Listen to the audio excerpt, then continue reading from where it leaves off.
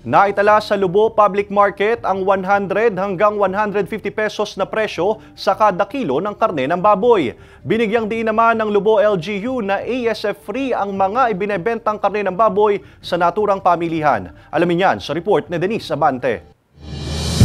Malumbay at halos walang mga mamimili sa pamilihang bayan ng Lubo, Batangas mag-aalauna ng hapon kanina. Ang ilang mga pwesto na nagbebenta ng karneng baboy halos hindi na raw maipaubos dahil sa tumal ng bentahan.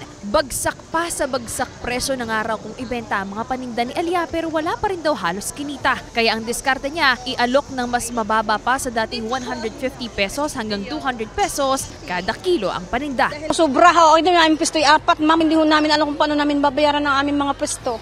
Yung iba, hindi. Yung iba, hindi tabangin.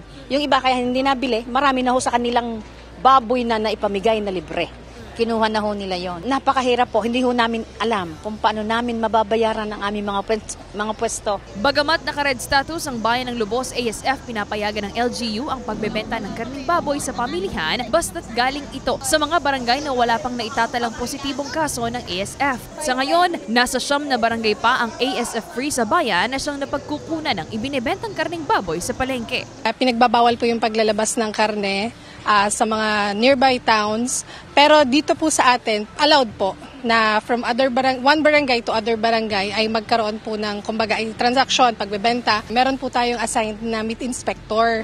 Ito pong meat inspector na ito is under the LGU din. At siya po ay well-trained to check. Ang ina-accept lang po ng ating palengke is yung doon sa mga barangay po na may negative cases. Ang tinderang si Kimberly, hindi naman daw magbebenta ng karneng baboy na may sakit at hindi pwedeng ikonsumo ng tao. Kami po, kumain po din kami ngayon kanina. Nagluto kami ng sinigang. Okay naman po. Sana naman po yung matapos na.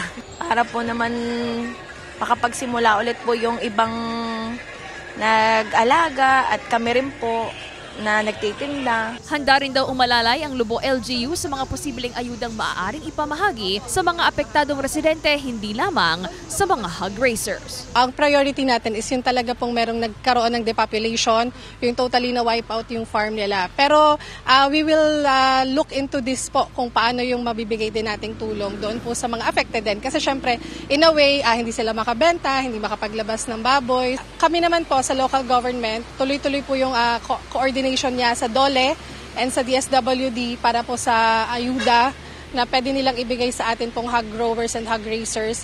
And at the same time po, alternative na pagkakakitaan, pangkabuhayan. Kasama si J. Arman Harris, Denise Abante, Balitang Southern Tagalog.